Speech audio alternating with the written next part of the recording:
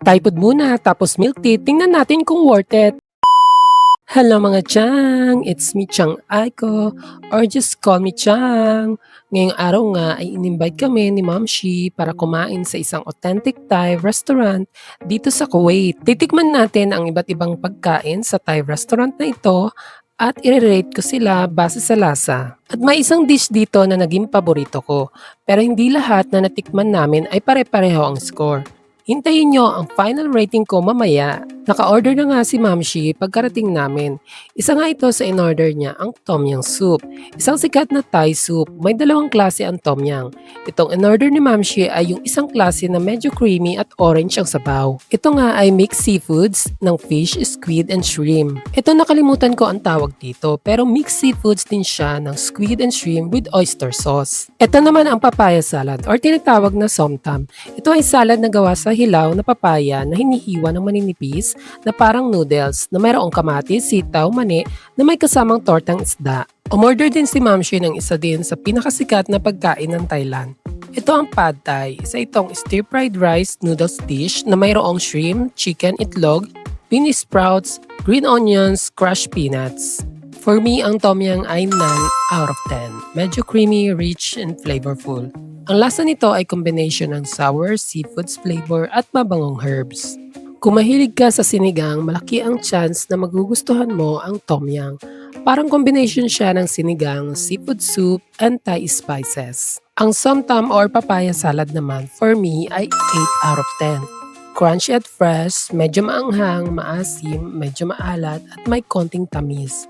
Kung mahilig ka sa ensaladang mangga, ensaladang talong, fresh at maasim na pagkain, malamang magugustuhan mo ang somtam or papaya salad. Ang Pad Thai naman for me ay 9 out of 10. Savory and flavorful, may kunting asim mula sa tamarind at lime, may kunting tamis, may nutty crunch dahil sa mani. Malaki ang chance na magugustuhan mo ang Pad Thai. Kahit hindi mo pa ito natitikman, lalo na kung mahilig ka sa pansit, sotanghon, sweet and savory na pagkain, hipon or seafoods at mga pagkain na may konting asim. Sa lahat na natikman namin ngayong araw, ito talaga ang pinaka nagustuhan ko, ang Pad Thai. Ang pangalan nga ng restaurant na ito ay Phuket Thai Restaurant. Searchable naman siya sa Google Maps, kaya search nyo na lang sa Google Maps kapag pupunta kayo dito. Actually, walking distance lang siya from Olsok Salmiya. Siyempre, hindi kompleto ang food trip kung walang dessert, kaya magbi-milk tea kami dito pa rin sa Olsok Salmiya. Matagal na ang milk tea shop na to sa Olsok, pero bakit hanggang ngayon binabalik-balikan ko pa rin? Kung matagal ka nang tumatambay sa Olsok Salmiya, malamang nakita mo na rin ang milk tea shop na to. Years na itong nandito pero nakakatuwa kasi hanggang ngayon marami pa rin bumabalik.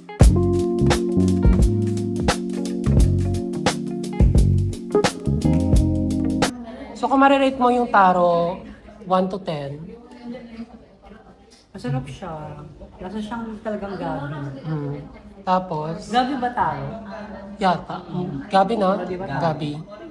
Talino ko pala. Ala, kaya ka hindi nakakapasa sa mga exam eh. Yeah, So, siya? Tama lang yung tamis tama lang niya. tamis. Then, kamusta naman yung ano nila, sagu-sagu, Yung tapioca niya. tapioca? Malambot. Tama yung oras ng laga. Yung tapioca. hindi na overcook. Kasi hindi matigas. Diba pag na-overcook? Tsaka bago kasi malambot. Yeah. Di ba kasi pag luma, tumitigas yan? Oo. So, kung i-rate mo siya ng 1 Hindi to siya lasang 10, pulang.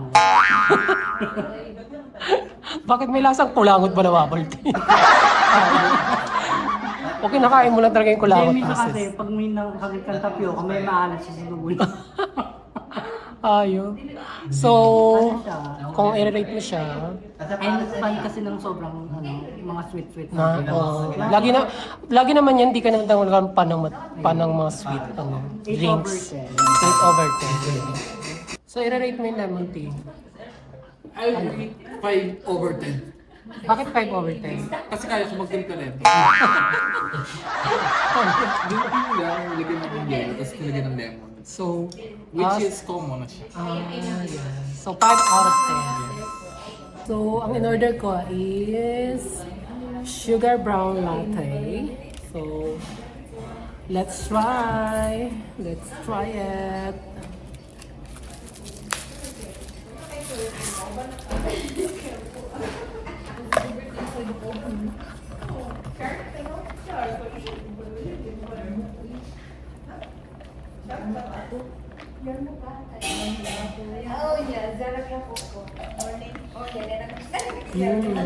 From the, from the name itself, sugar brown latte. Lasang brown sugar. Hindi pa nag-save.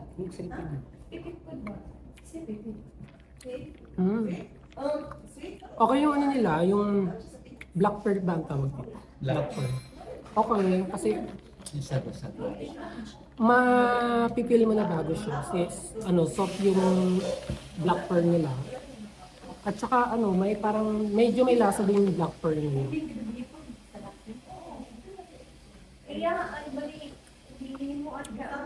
Pero ako, sa akin yung tamis nito sakto lang. Hindi Ito ba siya yung sobrang table? tamis. Sasagot Hindi, mo? hindi rin siya matabang. Nakakuha na tayo. Tama na. Dapat pala hindi na ako nag-post.